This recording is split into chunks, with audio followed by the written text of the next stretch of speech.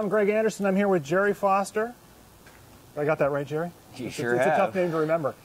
We're here for What's Up Grand Forks, and we are talking about probably one of the biggest events that happen here in the Boundary Country, the Grand Forks Invitational Baseball Tournament.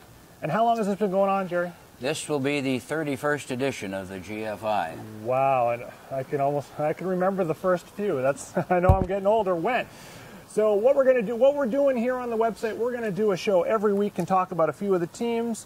Gerry's the expert. He's going to fill us in on what's going on here at the ballpark, and throughout the weeks we're going to just bring you information about tickets and all that good stuff. So Gerry, I guess let's just start off. This is the 31st, and what can we expect from this one? What's the big highlight you'd say this year? Well, you know, it's difficult sometimes to say the big highlight, but certainly when there's an offshore team coming for the first time, obviously, you know, that's something that's major, and it's exciting, and you've got you know, people who are always looking for that new team, and exactly. and wondering, well, and people ask, well, why can't you get this guy or these people? They don't realize that because it's been a few years since we've had an international team. It has been. I mean, Russia was here last year, certainly, but the Taiwanese, the Japanese, it's been a few years since they've been here. But with Australia coming, this is the first time, of course, for Australia to come. But we know before the GFI even starts, we've set one record. This is the farthest distance a team will have ever traveled to the GFI. You can't get any further. Excellent. If you fly into Vancouver, that's you. Unless we get that Antarctica team coming next year. Yeah, maybe we'll get the Antarctica team. So and that leads us to Penguins. Yeah. That leads me to my question. We know the Australians. We know they can play cricket. We know they can play Australian rules football. We know they can play rugby. Can they play baseball? Good question, Greg. And in fact, I've had 2 or 3 people look at me and say, oh, well, I wonder if, no, almost not quite this bad, but you almost got the sense, will they know what to do? Well, I hope they'll know what to do. For sure, Australia is a minor sport in that country compared to cricket and Australian rules football. And they produce a lot of great swimmers from that country as well. But they've been playing baseball for a long time. And they work hard at it. But just to say that they have now produced over 25 players and sent them off to the major leagues. Yeah. The 26th, I think, or 27th, was just called up a little over a month ago. As a matter of fact, he's a pitcher for San Diego Padres. He is just unbelievable. What he's doing and accomplishing is turning heads. And I mention this and stress this because he is from the same baseball program as from where this team is coming from. From the state of Victoria, the city of Geelong.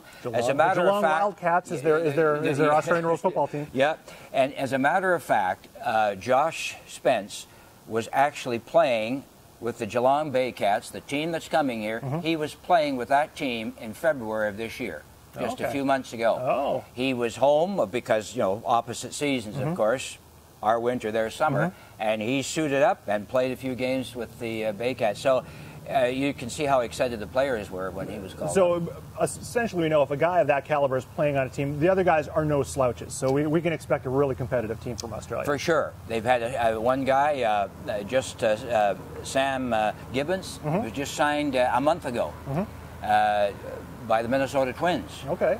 And he's 1 year left of high school, which he'll finish. Next year, he'll be in Florida for spring training. But the exciting news is that he has been put on the roster to come to the GFI. And this may be a first. I don't know when we've had a person sign and has come to play here. It's usually the reverse. Exactly. I mean, we've had guys in the past like John Olerud, who you know was going to go because he wasn't any hidden secret, but never anybody signed, definitely. So we know, okay, Australia has definitely got some pedigree there. We know that they're going to be competitive. There's another team in that same division, the Seattle Studs, who we know are championship caliber teams at this tournament. So they'll be here this year as well. Yes, for sure they'll be here. And as we speak, they're playing their first game in Wichita, Kansas at the NBC World Series, where they got to the final, finished second last year. They had an awesome tournament.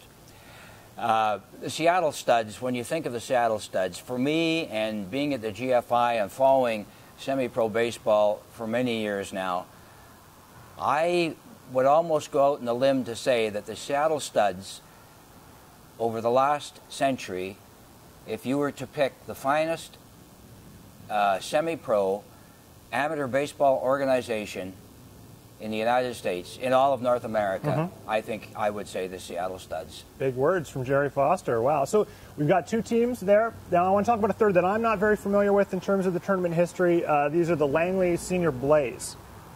So tell us a little about where Well, the Langley Senior Blaze, they have a wonderful program for junior age players. They have a team in the Premier Baseball League, that outstanding league for 18 and under. But last year they started a senior team, and this is just their 2nd year. Okay. And they're very excited about coming, but they're loading up their roster, and there's 2 or 3 players that I'm hoping will commit to come with them. And it's always interesting, and in many years I've watched this tournament, that the first-year teams, some of them, I'm not saying these guys did, but they'll come in a little cocky, and they get knocked back a little bit, and the second year they come, they're ready to play, they know what to expect. Excellent point, Greg. That happens more often than not, for sure. That teams overlook and say, well, this is just some Mickey Mouse kind of a tournament. Then they come and they're shocked and say, invite us back again. We'll get serious. Yeah, they want to prove themselves. Yeah. So basically the action starts on, it's going to be Wednesday, August 31st. The first game is going to be the Senators from Thurston County against the Cali Showcase. That starts at 1:30, right? Yes, and Cali Showcase from California. We've had some wonderful teams from California, so this is a brand new team from California. We'll talk about them in another episode. But all the information for tickets, everything we've talked about, you can click on the website. Gerry, of course, has he puts out a newsletter every week. Yes, I do, and it's around town every Tuesday. And you can find that at all the finer locations, and we'll have a list here on the website as well. We'll get one together. So next week, we're going to talk about 3 more teams coming to the tournament. I'll ask you about some alumni that have been here, and we'll see you next week. I'm Gregg. That's Gerry. Happy trails, everybody. Baseball players. 7 innings. It was insane.